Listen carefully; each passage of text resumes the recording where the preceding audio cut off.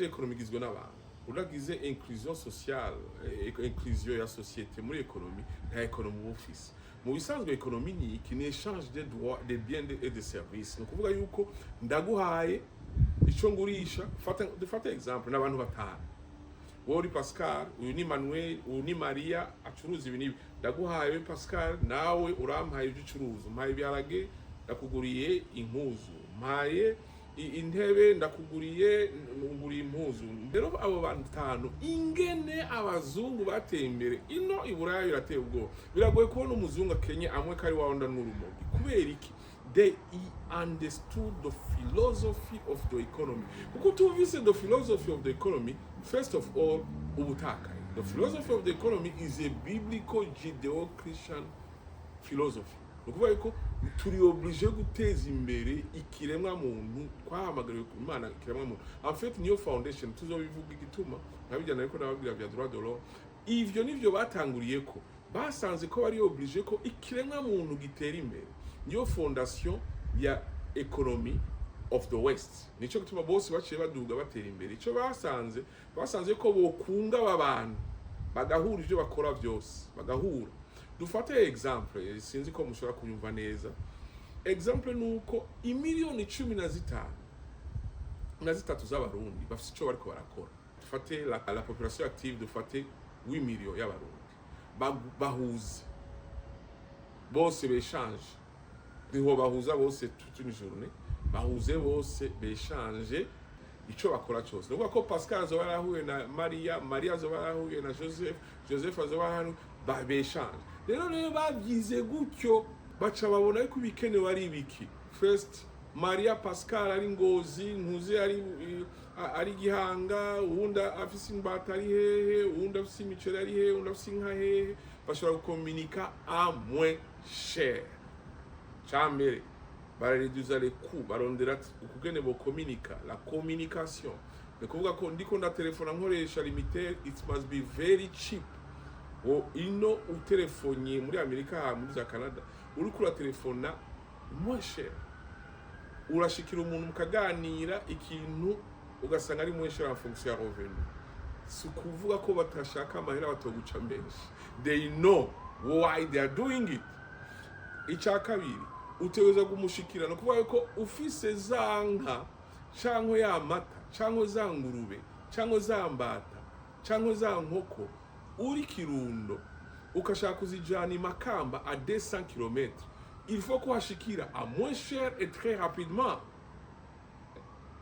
bacha bakrea ama infrastructure bacha baranda très moins cher what they are doing remember bashaka za milioni zabo zihure as fast as possible as cheap as possible baje gukomunika bacha bakrea rero ibindi nukubaye ko ntibabuguzwe ntibagume bahagarikwa ati wewe ipine ryawe rimeze gutyo ntuteshe umwanya reka bahure bayishanje donc ukreye abo bantu ukabanda gutyo bari active gizimana ubufisa abarundi bari active ukabaha yuko bahura ningoga aho bari hose yuko bakomunika ningoga aho bari hose ica gatatu digital kuriha yuko njewe ndi Makamba ngashaka kuri umuntu ari Gihanga nkarungika amahera akayaronse sincishe muri ahantu ncishe ibihumbi 10 bakanca amahera igihumbi ariyo nyungu no bakanca 50 ivyo rero bakavyiga by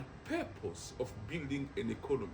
Economy must be designed no kuvuga yuko first the philosophy first to guteza imbere abo bantu secondly the strategy yuko bateza imbere nuko they must share bategereza kweshanja goods and services muribuka the exchange bafite cyo akora tugira imana ko abakozi teza kwesha cya gatatu ku create communication transport na niki na digital kugira ngo barihe everywhere they are kuko bashobora kuganira in minute batariko barariha ati Pascal nje ndafise ingurube ndazigurisha 150 zinzanire nukuvuga ko uri he uri Gihanga nzobashitse ngaho iki nico gitumusanga hari amatreni yose azunguruka ino donc ntibabigira ngo bavyuke kubera bashaka ko ari byiza ngo biyerekane no babigira kugira ngo bakre economy ngenda bereke example duharure gusa fata Uburundi bufise trene ivi Makamba gushika mu Kirundo ni presque 200 km dufise railway nk'ijya muri Tanzania igenda 120 km par heure. Dufite iyo line, dufite iyo corridor icrossing afite ama province menshi nkani nk'atanu za Rutana na he. Sindi iva mu Kayanza ibandanya igaca ikagenda za Muyinga. Ufise iyindi iva Bujumbura uko amakoridor ashika 5 ashobora gukavaringa 80% y'ama province yajya kera yose, ashobora gukavaringa 50% y'ama commune.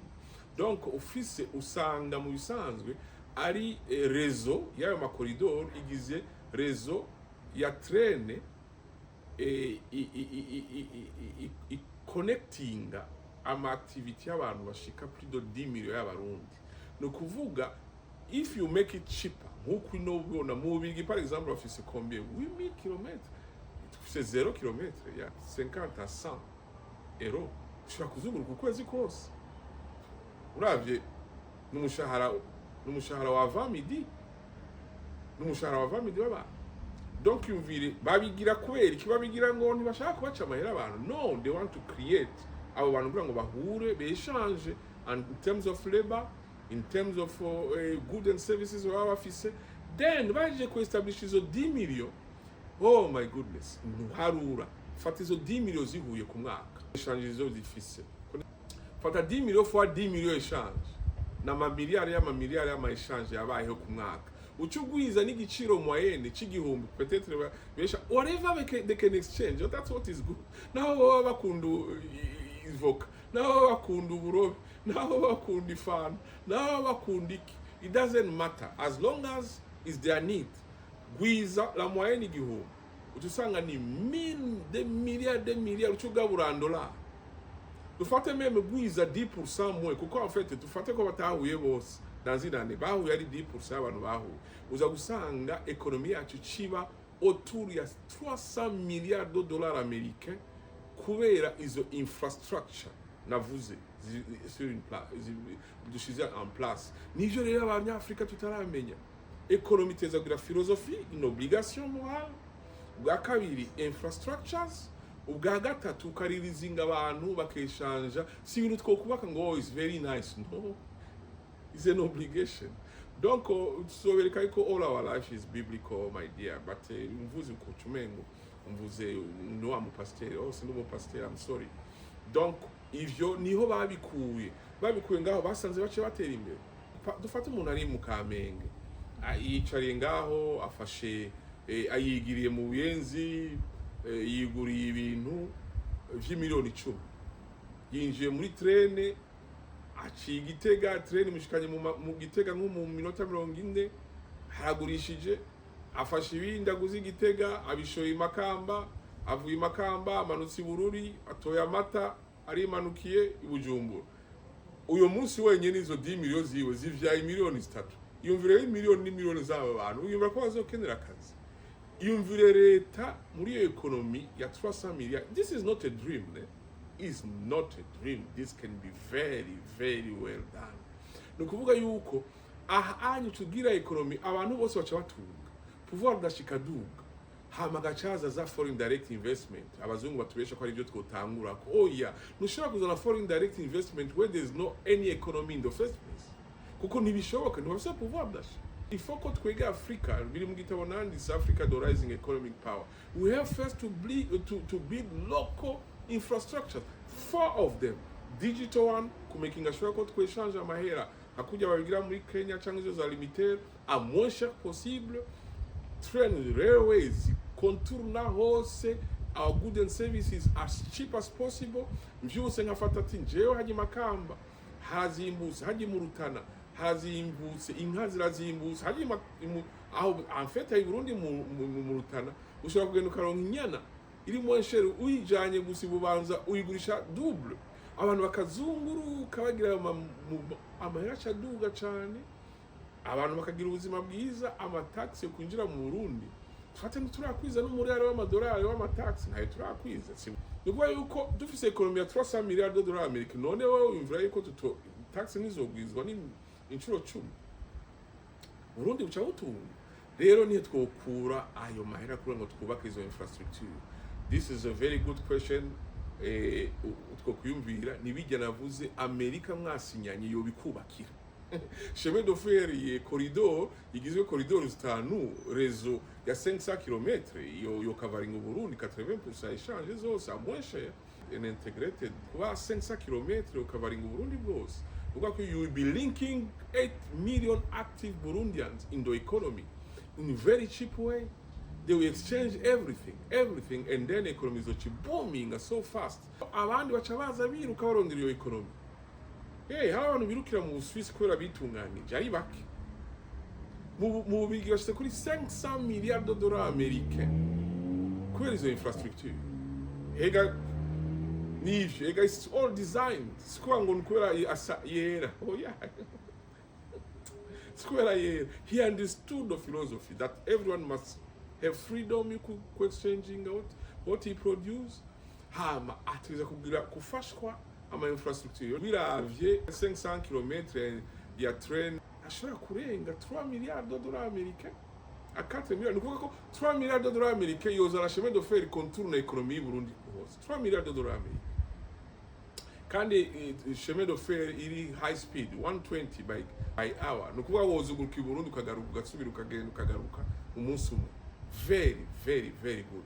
Ico ni cyambere. Cya kabiri kubaka ama aeroport birakenewe kugira ngo ibintu amamashini cyangwa ibiki bizamuye nabyo nivyo kuta 2 milliards.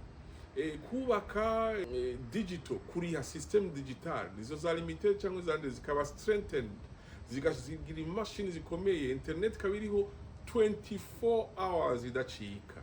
Ivyo biroroshe kubaka naho birenga no muri yari ivyo ikubaka ibiki kandi amatara very important. Tufise amatara nivyorenga muri yari d'ailleurs amatara muri Afrique du Sud barakuzanira ivyo bita ari utubateri ibateri nini yazikwira ikibuga cyo bagakubakira kibuga ca terre bateri guha 35 megawatt of electricity nuclear. Habigura bakabizana des ans baba bagushirenga bagwaye 35 nubwo ufise muri yari woronka dutatu.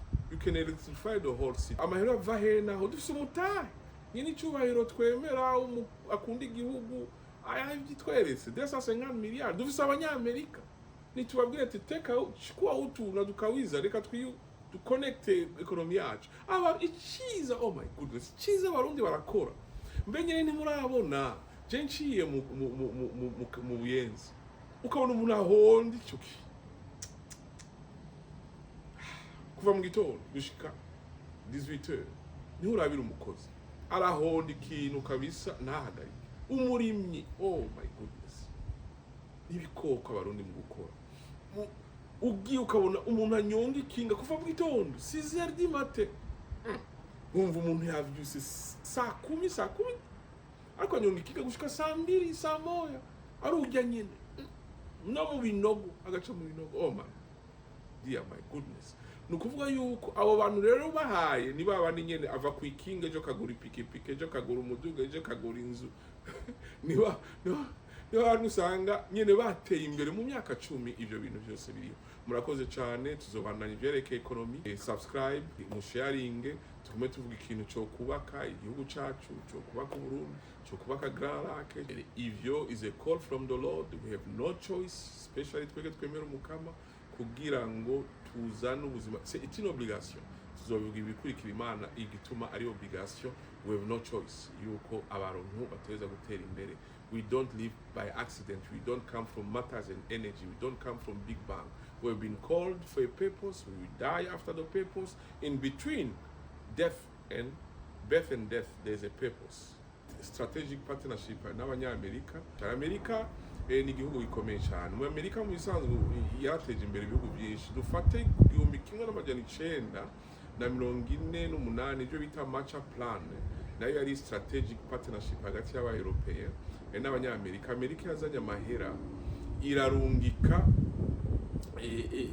irubaka ama structure menshi cyane i Buraya, iralinkinga ama bridge ibihugu ama bridge amatara n'ibiki ikizana ama entreprise yayo ikirindustrializa Europe iraziri yubakira yonyene hama ikizana entreprise zazo afite entreprise chaziza ziri enjoying a market ya Europe ikiratembera imbere Europe mu bisanzwe cyitera imbere cyane après la guerre mondiale hama na Amerika ikiratera imbere. Amerika niyo kandi yateje imbere, iheje guteza imbere Europe, niyo yateje imbere Corée du Sud, yubatse Corée du Sud uko nyene iraza iravuga ati ntidushaka muba amakomuniste, reka tubateze imbere. Barazana amamashini, barazana amafinancement à travers la Banque mondiale, barubaka Corée du Sud, barakingira, baragira iki, barakora ibintu bikomeye cyane ku buryo iyo atari kuba ari bo Corée du Sud ntihari kubaho kandi ntihari gutera imbere. Donc les États-Unis sont très sérieux, utari sérieux nimukora kabisa aho onye ntibikunda. They are very very serious people.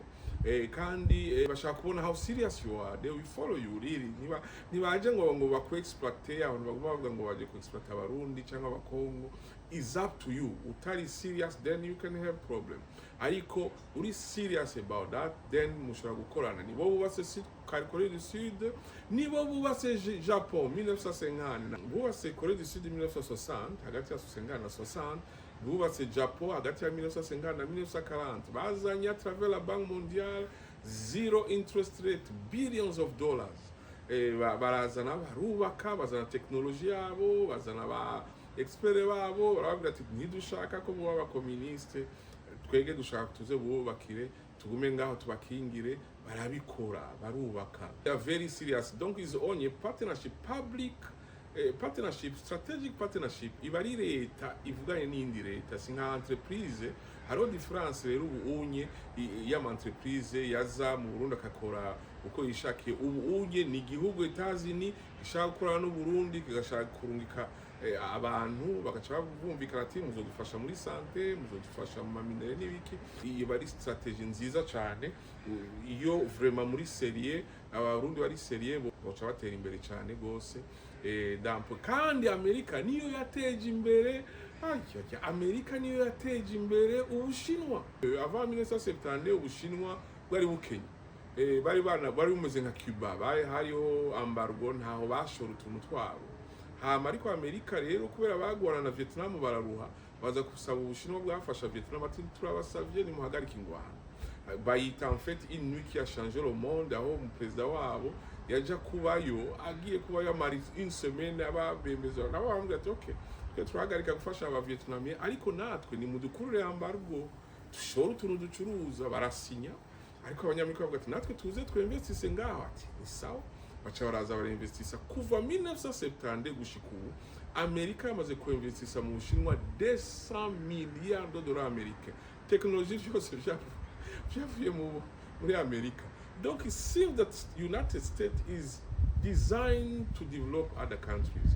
Ni mwebwe mumenya ingere mu vyifatamwo. Uburundi bufise presque 280 milliards de dollars américains ya nickel. Turazi ko hari company y'abanyamerika ishaka kuinvestisa muri ivyo.